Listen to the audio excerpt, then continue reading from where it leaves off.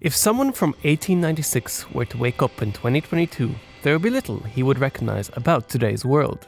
But one of the few things that may still make sense would be bicycles. The bicycle's invention has had an enormous effect on society, both in terms of culture and in advancing modern industrial methods. Several components that eventually played a key role in the development of the automobile were initially invented for use in the bicycle. But it wasn't just these inventions that foreshadowed the car. Arguably, without the mass adoption of bicycles, automobiles may not have been successful either, and the car's eventual domination was not as inevitable as it appears today, as the bicycle may have been necessary to pave the way for it. From our vantage point in 2022, it seems like the dominance of cars was the natural, inevitable way transportation had to evolve.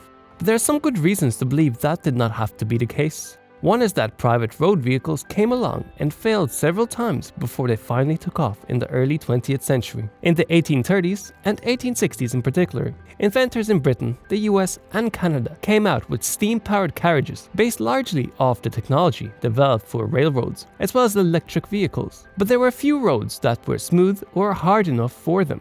And more importantly, there was no demand or a group of people who pushed for the creation of roads. Not to mention that legislation was not yet ready to accept such individualistic forms of transportation. When gasoline-powered cars came along in the early 1900s, one big thing was different. There was a large group of people who saw that independent travel was going to be the next big thing. The first commercially successful bicycle is the French velocipede. This machine set in motion a chain of events that just a few decades later led to the development of the automobile industry. It all began with a sales agent from the Coventry Sewing Machine Company who brought a velocipede from Paris back to Coventry in 1868.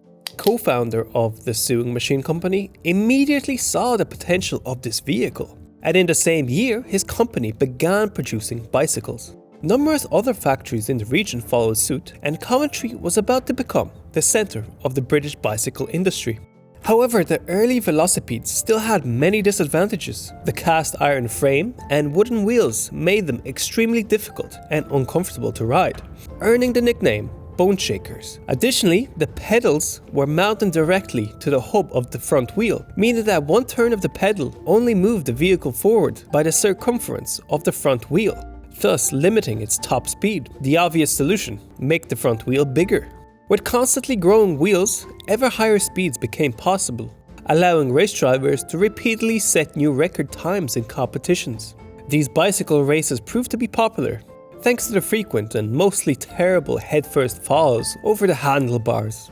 But the high-wheelers also set new standards with innovations such as tubular frames, wire-spoked wheels, ball bearings and solid rubber tires. This made them significantly lighter and more efficient than their cast iron predecessors. Despite the risks, cycling became a fad in the late 1870s, especially amongst young, athletic and wealthy men. Throughout the world, those hipsters joined together in elite bicycle clubs. For instance, the League of American Wheelmen had some of the richest men in the world amongst its members, including John D. Rockefeller, the world's first billionaire. But the group tours of these clubs were constantly interrupted by the miserable highway conditions. This was because in the previous decades, the rapid expansion of railway networks caused a steady decline in road traffic.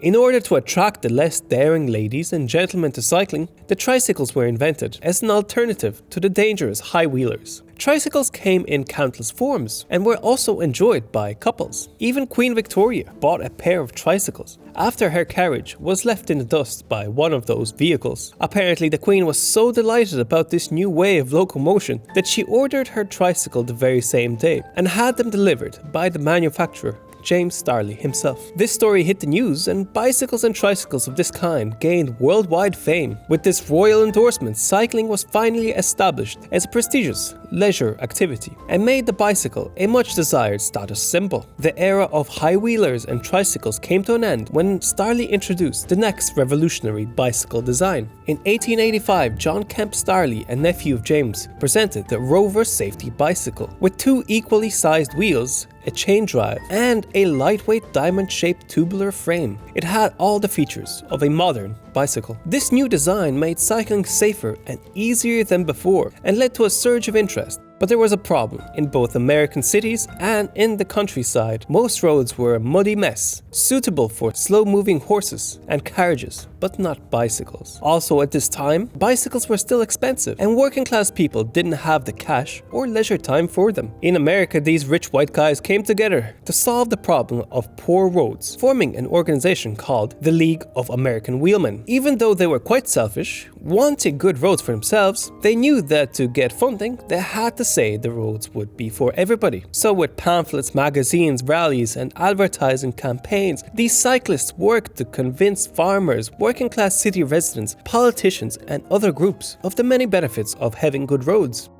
Eventually, cycling enthusiast lobbying managed to pass the 1916 Federal Aid Road Act, in which Congress promised to provide a matching contribution to the state's allocation for the sole purpose of road building. But by then, these cyclists had mostly stopped pedaling, as it was also in 1885 that Benz invented the first automobile. And just from looking at this motor wagon, you can tell that Carl got his inspiration from the cutting-edge cycling industry. That's why he described his invention as a small car in the style of tricycles. Considering this, it is no surprise that Benz used many parts that were first invented for the bicycle or vastly improved by the cycling industry, like the large wire-spoked wheels with solid rubber tires, the chain drive, the tubular steel frame, the differential, and the ball bearings in the front axle. Benz's tricycles by no means the only early automobile to bear a close resemblance to bicycles. Other pioneers such as Daimler or Henry Ford also used many technologies from the bicycle industry in their first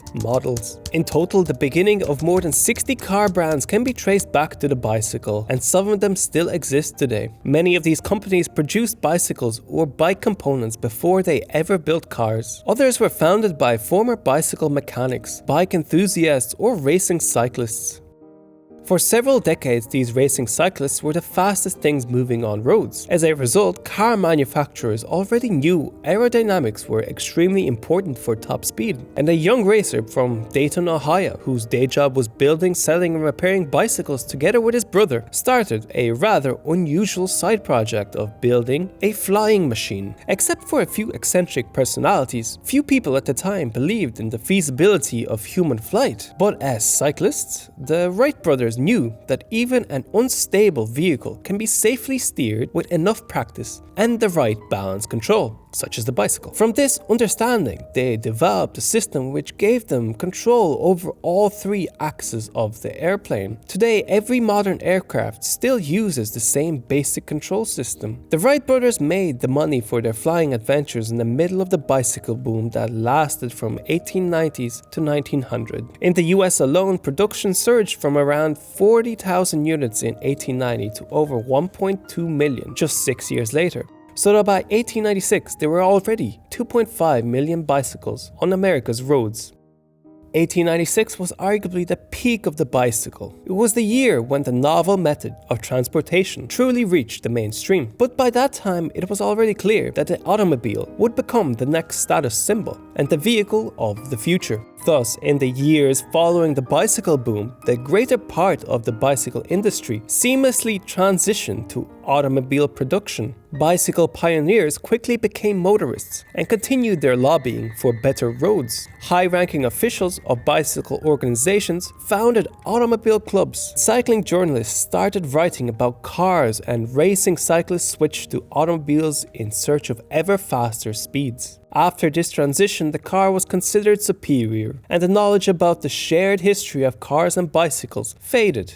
From then on, bicycles were seen as a relic of the past and a means of transportation for the average Joe. The streets that were once open and accessible for everyone would soon be dominated by cars. Looking back as a person with modern sensibilities and priorities, you'd think that someone who was a keen cyclist in the 1890s would have wanted to stay a cyclist. No, not at all. Times were different.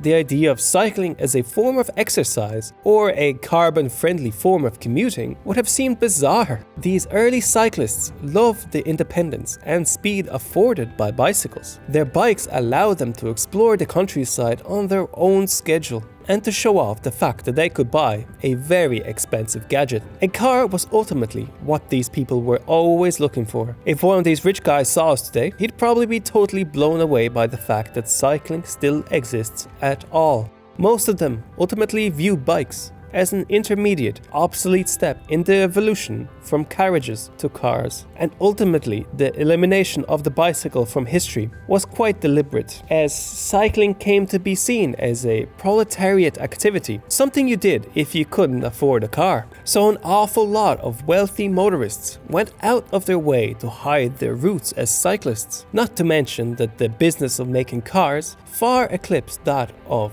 bicycle companies, putting the car at the center of history, erasing the importance of our beloved two-wheelers. I would like to thank my Patreons for their continued support. This video was also created with a helping hand from the Compendium channel. Now have a guess where this footage was taken by leaving a comment, and I will see you soon. Geoperspective out.